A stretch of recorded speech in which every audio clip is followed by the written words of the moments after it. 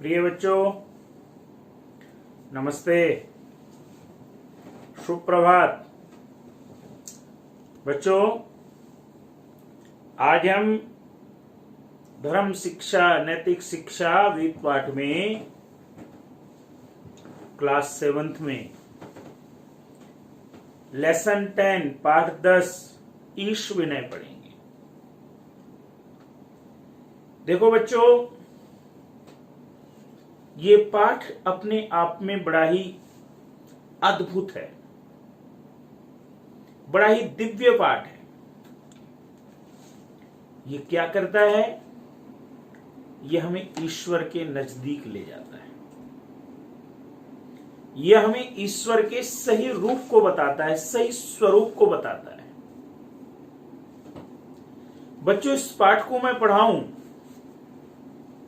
एक छोटी सी कहानी से, एक रियल घटना से, एक सच्ची कहानी से अपने इस पाठ को मैं शुरू कर रहा हूं। मेरे प्यारे बच्चों, स्पेन में एक बहुत बड़ा विचारक हुआ, संत जुबियर। एक दिन वो अपने बाल कटवाने नाई की दुकान में गया,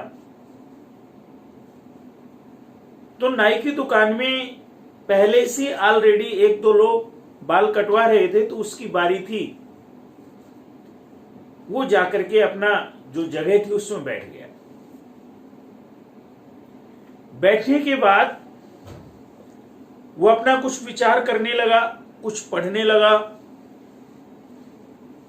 इतने में बच्चों, आप जानते हैं जब नाई के यहां जाते हैं तो नाई बोलता रहता है, बात करता रहता है, देश की, दुनिया की, इधर उधर की कुछ ना कुछ कहता रहेगा। तो बच्चों, वो जो बाल काटने वाला नाई था, वो जानता था कि ये मेरे पास परमानेंट आते हैं, बहुत बड़े संत हैं, बहुत बड़े विचारक हैं। तो वो जिस आदमी के बाल काट रहा था उसको कहता है कि भैया एक बात बताओ, परमात्मा होता है? भगवान जी होते हैं? उसने कहा भैया होते तो हैं। कहता अगर होते तो एक बात बताओ, इस दुनिया में इतनी हिंसा, इतने रोग, इतनी परेशानियां क्यों होने देता? क्योंकि वो तो हमारा पिता है, हमारी माता है। कोई माता पिता अपने बच्चों को कष्ट में होने देगा? और अगर है तो इनको रोकता क्यों नहीं है? अगर रोक भी दे तो दिखाई क्यों नहीं देता? पता तो चले कौन है वो। अब बच्चों, संत जुबीर बोले कि देखो भाई, ईश्वर होता है, इस बात को मानो। नाई ने बहुत सारे तर्क, बहुत सारे लॉजिक केवल इस बात के लिए दिए, मेरे प्यारे लाडलो। उसने ये कहा कि भगवान नहीं होता, महात्मा जी मान लो आप। और जुबीर बोले कि भाई ईश्वर होता है, उसको मनाने की जरूरत क्या है? वो तो है। तो जो चीज ना हो उसको सिद्ध किया जाता, जो है उसको सिद्ध क्या करना, उसका प्रूफ क्या देना? अब खैर थोड़ी देर बाद क्या हुआ कि जो बच्चों संत जुबियर था, उसकी बारी आई, उसके बाल कटे। बाल कटने के बाद उसने कहा यार थोड़ी देर में घर जाने से पहले बाहर अच्छी जगह है, पार्क है, रोड है, थोड़ा वॉक कर लेता हूं। वो महात्मा जी वॉक करने लगे। वॉक करते करते उन्होंने देखा कि एक व्यक्ति घूम रहा है, उसके बड़े बड़े बाल हैं, बिखरी हुई दाढ़ी है, बड़े बाल बढ़े हुए हैं, चेहरा बड़ा अलग सा लग रहा है। ऐसा लग रहा है पता नहीं क्या है इसका, क्या इसका स्वभाव होगा इस प्रकार की वेशभूषा से। जुबियर उसके पास गए, उस व्यक्ति को कहा कि भैया थोड़ा तुम मेरा साथ दोगे? उसने कहा हाँ जी बोलिए। कहने लगा आप मेरे साथ जरा, एक सामने दुकान है वहां तक चलना। उसने कहा चलिए। बच्चों, उस व्यक्ति को ले जाकर के संत जुबियर उस नाई से कहते हैं, उसको टारगेट करके कहते हैं, उसको सामने देख के कहते हैं कि भैया एक बात बताओ यार, यहां कोई अच्छे बार्बर की दुकान नहीं है? अच्छा कोई नाई नहीं है?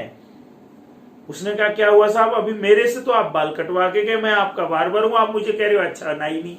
बोले नहीं नहीं, मैं इसलिए पूछ रहा था कि एक व्यक्ति देखो ये आपकी दुकान के बाहर टहल रहा है, इसके बड़े बड़े बाल हो गए, खिचड़ी जैसी दाढ़ी हो गई, इसका इन बिखराव पूर्ण बालों के कारण इसकी पर्सनैलिटी भी बड़ी अलग सी लग रही है।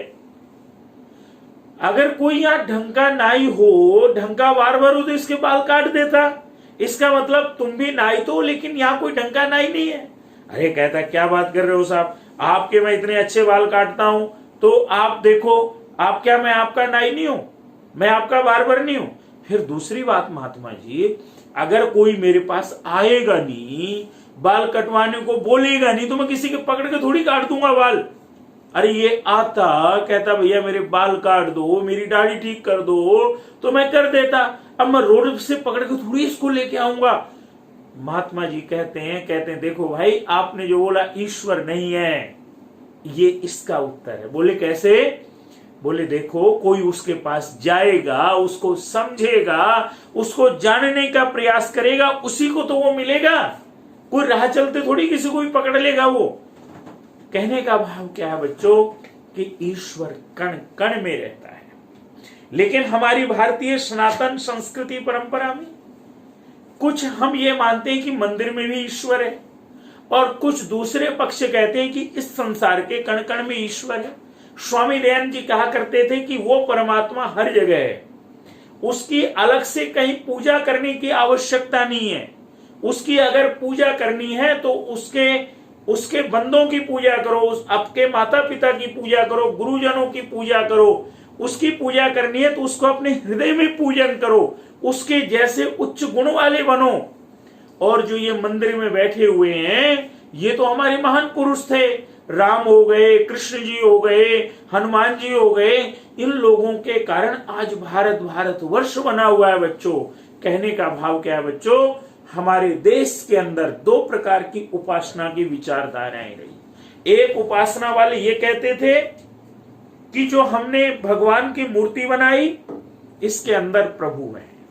और दूसरी विचारधारा क्या कहती है बच्चों, कि ईश्वर हर जगह है, उसकी कोई मूर्ति नहीं है। हमें अगर वास्तव में किसी मूर्ति का ध्यान करना है तो उसके गुणों का ध्यान करना है। अगर श्री रामचंद्र जी की पूजा करनी है तो श्री रामचंद्र जी के जैसे हम माता पिता के आज्ञाकारी बने। अगर हमें कृष्ण जी की पूजा करनी है तो हम कृष्ण के जैसे हिम्मती बने, बड़ों का सम्मान करने वाले बने, नीति निपुण बने, गुणी बने, विद्वान बने, योगी बने। अगर हमें हनुमान जी की पूजा करनी है तो हम हनुमान जी की तरह बलवान बने, हम हनुमान जी की तरह अपने मित्रों की, जैसे उन्होंने अपने मित्र श्री रामचंद्र जी की सहायता करी, ऐसी सहायता करी। कोई विचारों का भेद नहीं है मेरे बच्चों।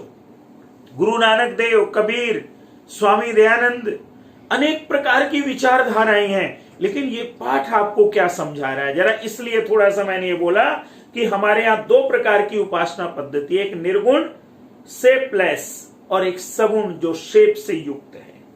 विरोध कहीं नहीं है, विरोध केवल यह है कि वास्तव में जब हम सबका समन्वय से चलेंगे तभी जीवन का सार बनता है। और कैसे देखो, आनंद रूप भगवन किस भांति तुझको पाऊं। क्या कह रहे हैं हम परमात्मा से, क्या कहते हैं, आनंद रूप भगवन। बच्चों आनंद क्या है? ईश्वर कैसे आनंद का स्वरूप है? मेरे बच्चों, या तो हम सुख में रहते हैं या हम दुख में रहते हैं।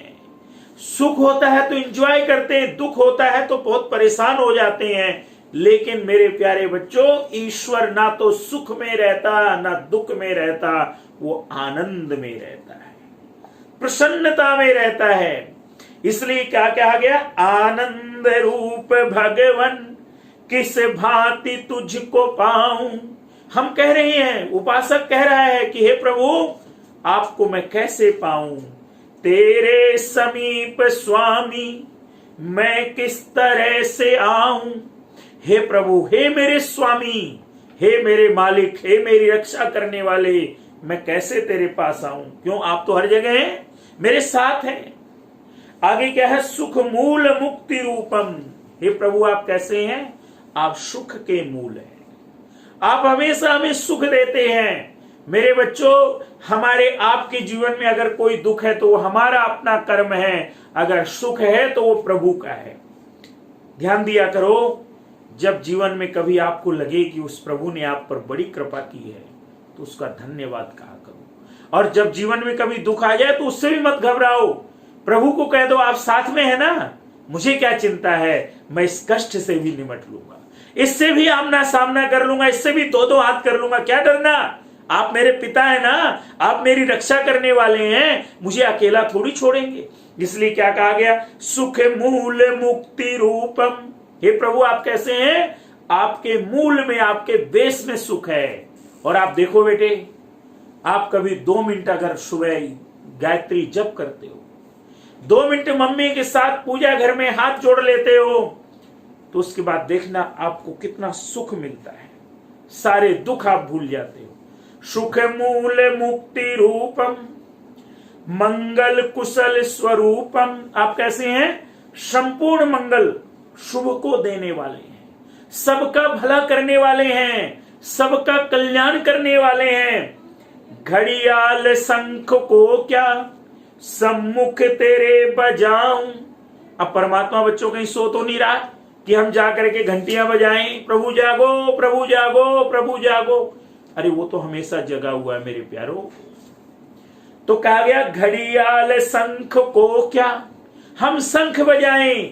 शंख बजाना एक ध्वनि विज्ञान है, शंख बजाने से हमारी प्राणवायु अच्छी रहती है, शंख बजाने से निर्भयता आती है, निडरता आती है। इसलिए मेरे बच्चों, प्राचीन समय में जब युद्ध होते थे तो शंख बजाए जाते थे।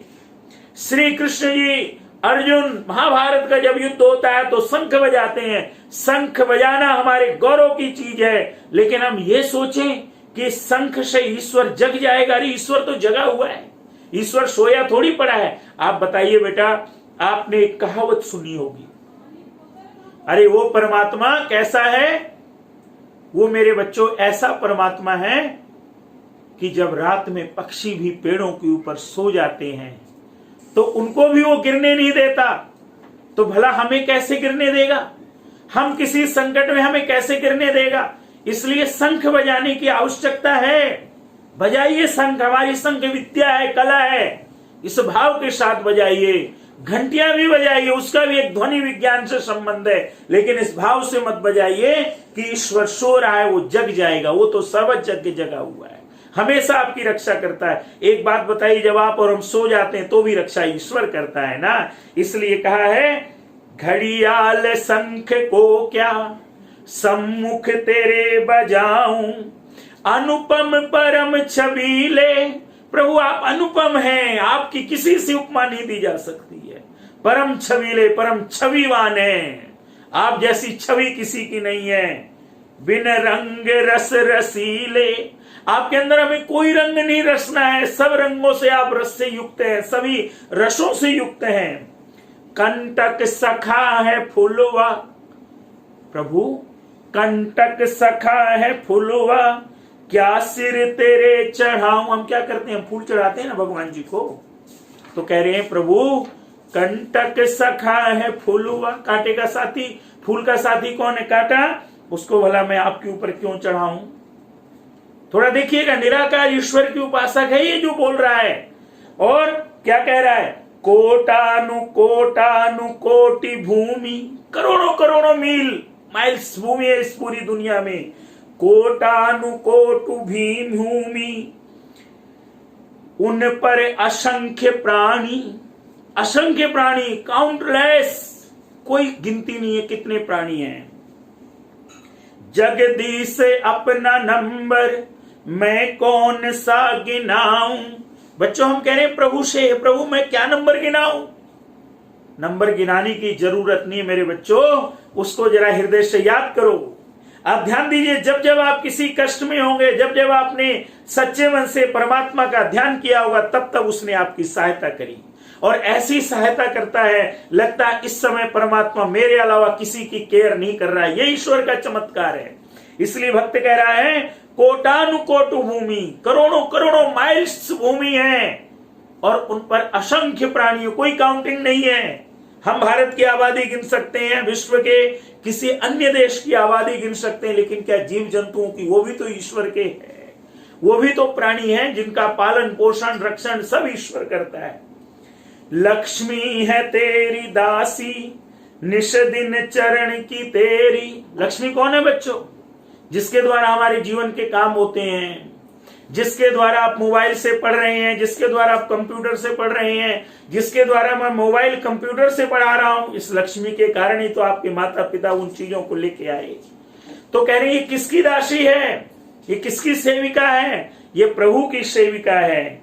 सेवक लक्ष्मी है तेरी दासी, निश दिन चरण की ते चेरी। निश दिन हमेशा ये जो धन धान्य है ना बच्चों, ये तो प्रभु का सेवक है, सेवा करता है।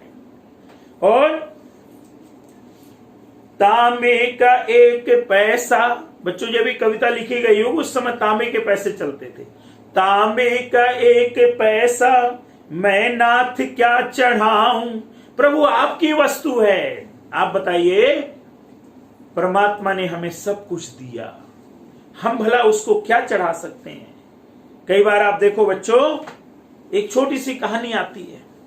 एक बार एक व्यापारी कहीं व्यापार करने गया। जब व्यापार करके लौटा, पुराने दिन थे, कोई यातायात के साधन नहीं होते थे, तो वो पैदल आ रहा था।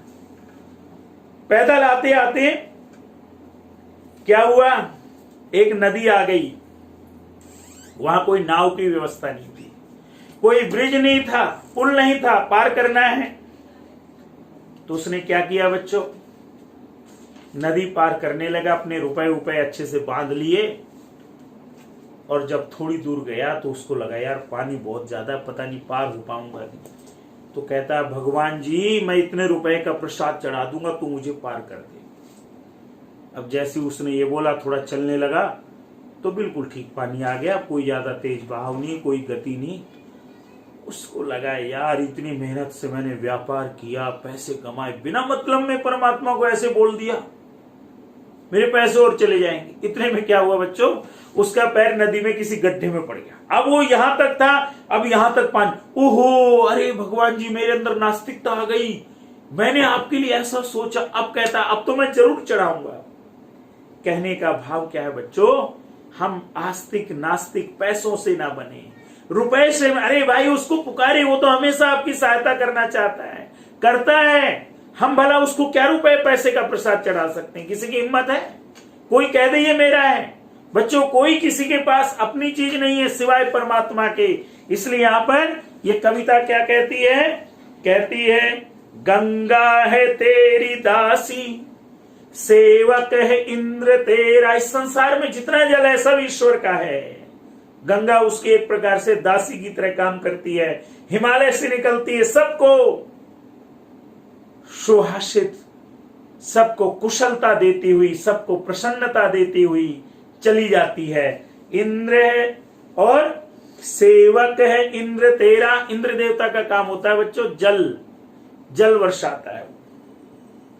तो तेरे शरीर पर क्या दो चुल्लू जल चढ़ाऊं। थोड़ा हम जल लेके डालते हैं ना भगवान जी को कि हम जलाभिषेक कर रहे हैं। अरे भैया किसका जलाभिषेक?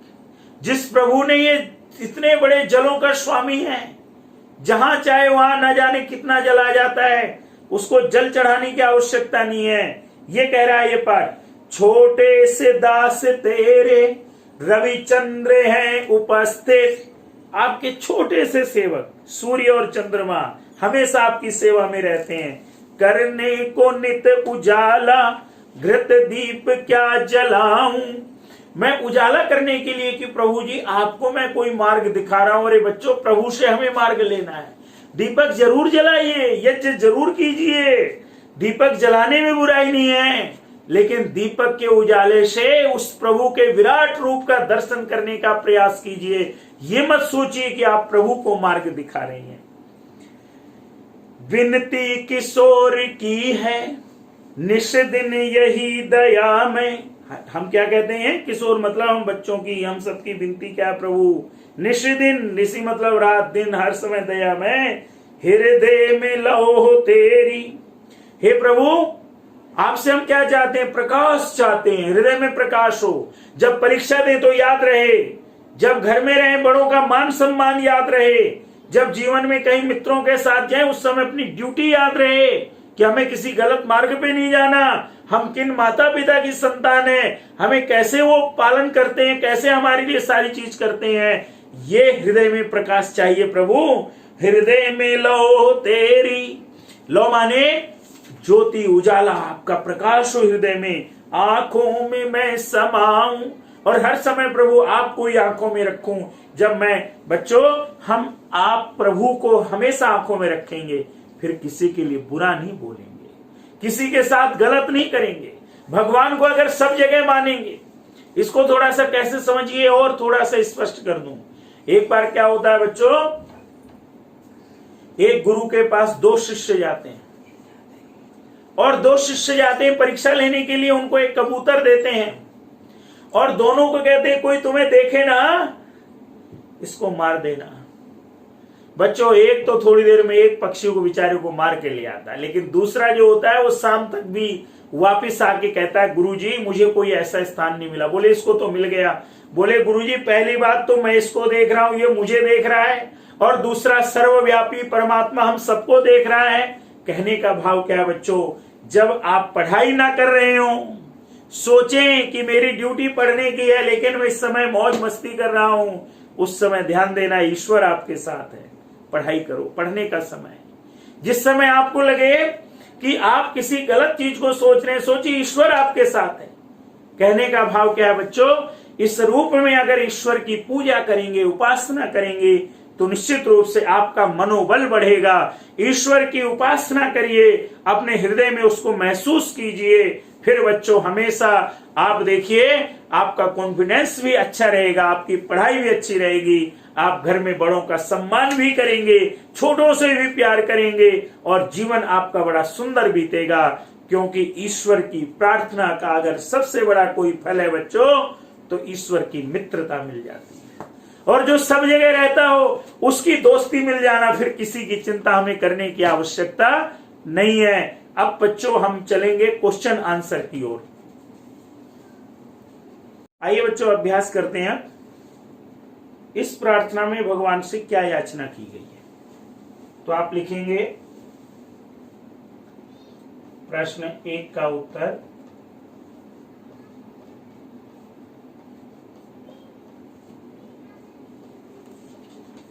इस प्रार्थना में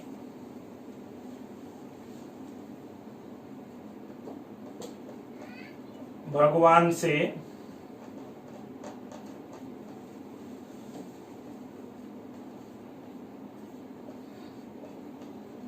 यह याचना की गई है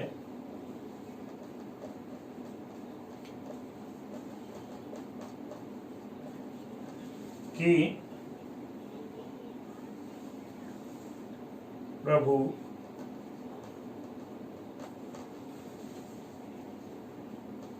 हमारे हृदय को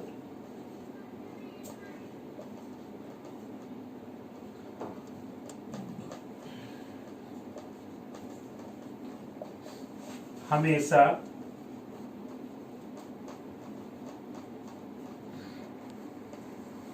प्रकाशित करे रखे,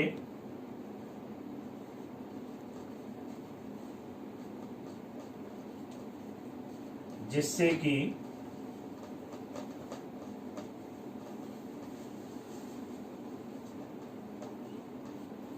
हम हमेशा प्रकाश मार्ग पर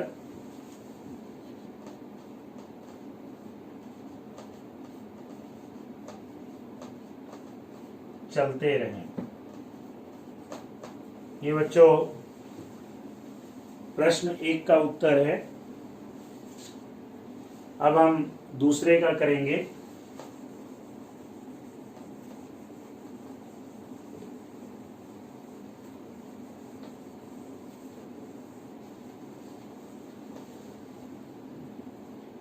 भगवान पर पैसा चढ़ाते समय भक्त क्यों हिचकिचाता है? तो इसका उत्तर है बच्चों,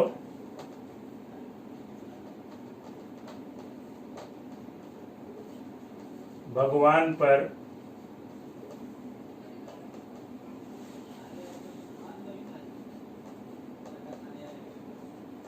पैसा चढ़ाते समय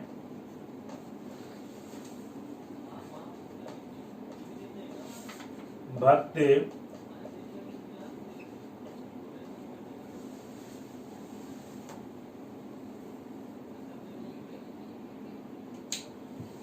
इसलिए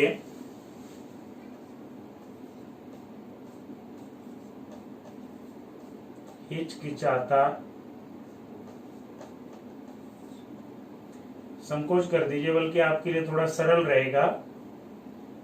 भक्त इसलिए संकोच करता है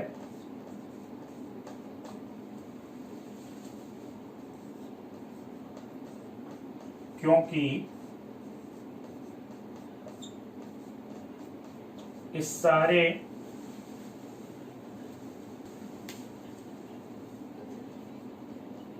संसार का मालिक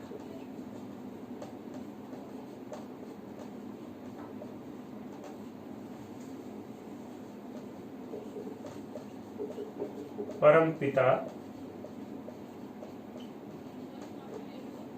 परमात्मा है।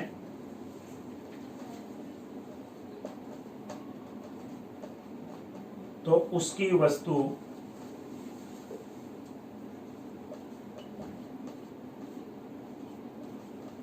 उसी को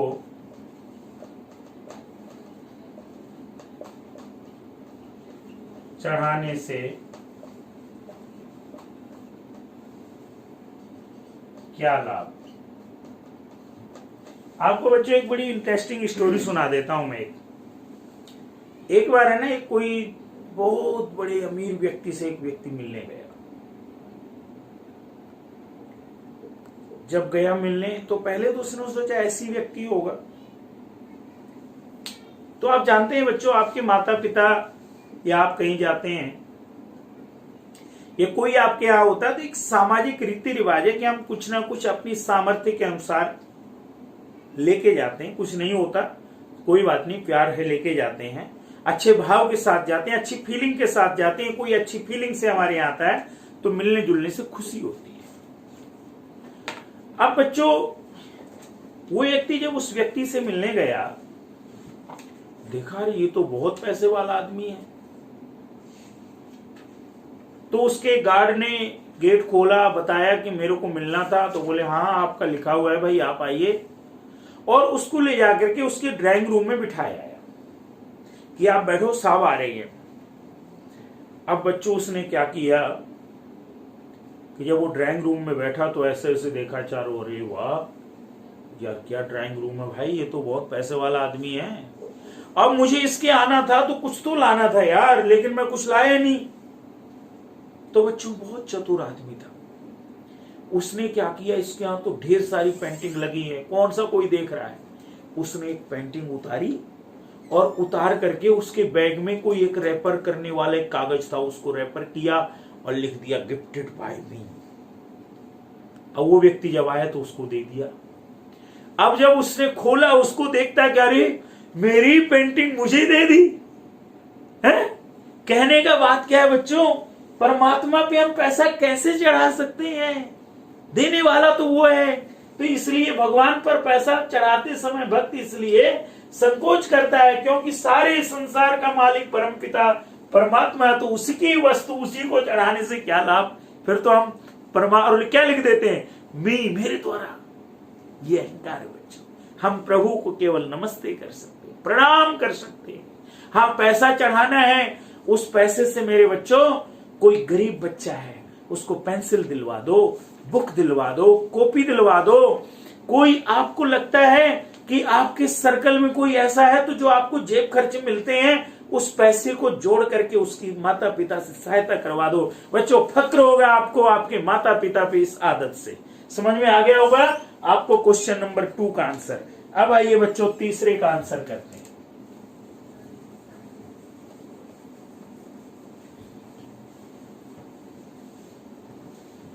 तीसरा क्वेश्चन क्या है?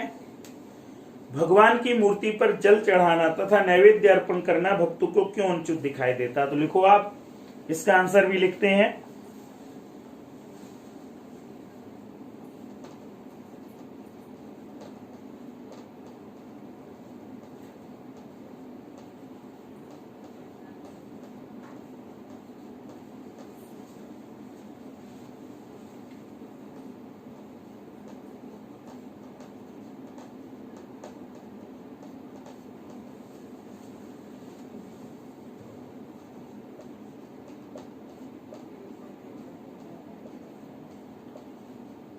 नैवेद्य मतलब फल प्रसाद आदि चढ़ाना।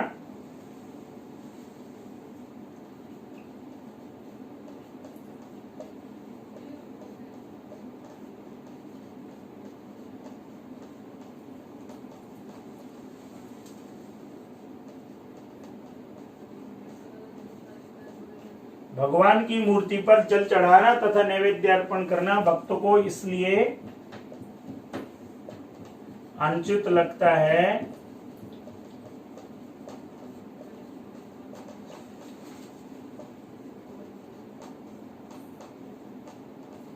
क्योंकि प्रभु सर्वशक्तिमान और सभी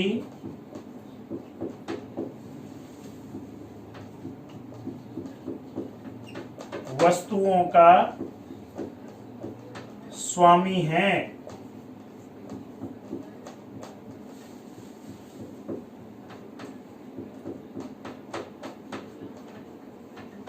इसलिए मालिक की चीज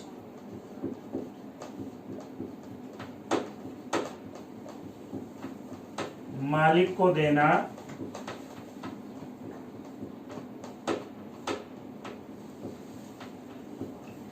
अनुचित है।